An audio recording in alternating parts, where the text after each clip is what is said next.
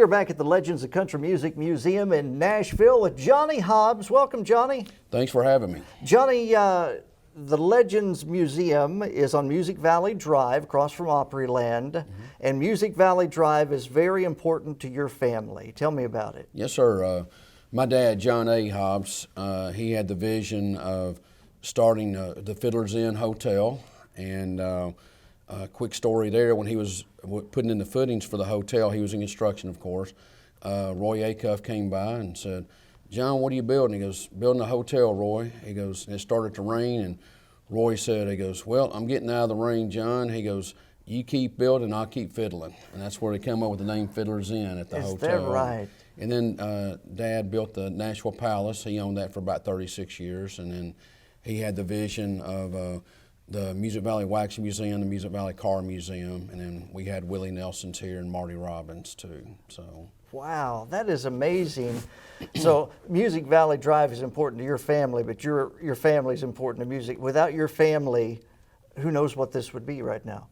Well, this whole that's nice of you area. to say, but a lot of changes through the years and everything. Some of it good, some of it bad, but it's we still have some businesses out here. My nephew, he owns the Nashville Palace now, and the Scoreboard Bar and Grill right behind us. Really? And so your dad had the Nashville Palace. That was when Randy Travis was the dishwasher there? Yes, sir, sure was. And the first stage, Alan Jackson stepped on, and he made it big. And one of my dad's favorite stories was Alan was waiting for him in the parking lot. He goes, "Mr. Hobbs, I got one on the charts." He goes, "I want you to have one of my first albums." And then years later, Alan came in and did a worldwide remote on when he did a tribute to the stars there, like George Jones and Jim Ed Brown and charleypride and a few others, and he did it live from the Nashville Palace, which is pretty exciting. I am from Illinois, but I loved Nashville. Every 3-day weekend, every vacation, we would come here. And the first stop would be Music Valley Drive. That was when the Ernesttubb record shop was here. Yes, sir. We would stop there, and we would go to where the hand and footprints are, where the Wax Museum was. We just loved all of this area. So much that about 10, 15 years ago, I told my wife, when I die, my ashes are to be spread on Music Valley Drive, and that is no That's joke. great. That's how important this area is to me. Well, thank you for that.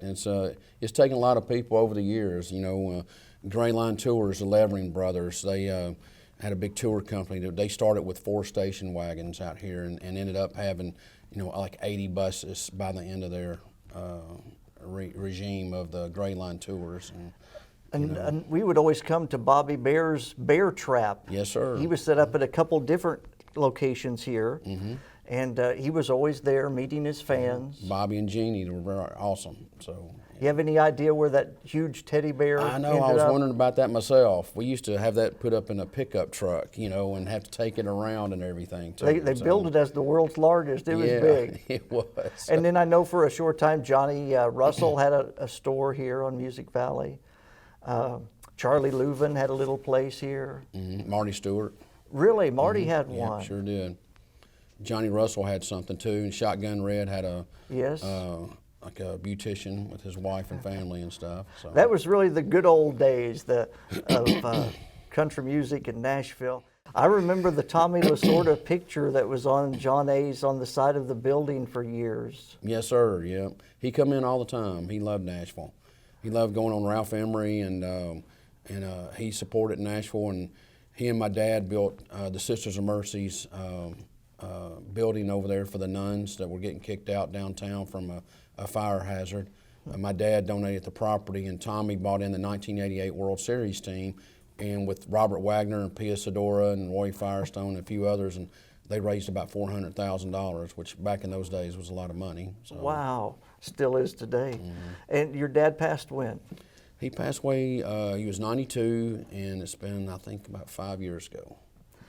But your family is still pretty heavily involved in the area. Yes, sir. We love Music Valley. Yeah, that's where we've got a couple of convenient markets and some liquor stores, and my nephew has the bars and stuff. And I'll tell you, I've spent I spent thousands of dollars and hundreds of nights at the Fiddler's Inn over the years from, say, 1983 to 2000. Well, I was probably on the front desk waiting on you. Wow, that's just amazing. And I know I write a lot of books. I wrote Mo Bandy's autobiography. I know when Mo comes to town, he still stays at the Fiddler's. He still stays there. And Gus Arundel of Springer Mountain Farm, I know he likes to stay there. Yeah. And Boxcar Willie used to stay at the, he had a camper down here at Fiddler's Inn campground, and it was so cold one night and his heat went out, and this is before he became a star. And my dad saw him, he goes, "You're gonna freeze to death out here, pal. You need to come up here and I'll get you a room." And they started talking, and then Boxcar's popularity went up and they became best friends. And Boxcar's a big baseball fan. He played minor league baseball, and him and Tommy Lasorda and everybody, Joe West, a major league umpire, they all hit it off pretty well. John, I thank you for what your family has done for this place. And like I said, this is where my ashes are going to be. And now, well, hopefully that won't be too soon. I hope not. Now you have a brother.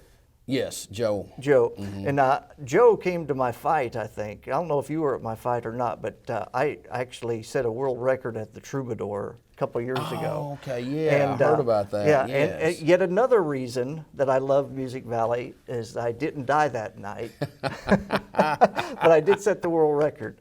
But I worked at the Ernest Tubb record shop when I first moved to town. I worked there until they closed, and I was a TV news anchor, but I loved this area so much, and I loved country music so much, I'd get off TV and then I'd go work at the record shop. Well, it's people like you that keep country music going strong, and you know a lot of history, and Ernest Tubb is another, Dave McCormick and all that was, incredible out here, the Jamboree and the history of the Midnight Jamboree and everything. And I remember when the Midnight Jamboree, before they moved to the Troubadour, they were more up this area.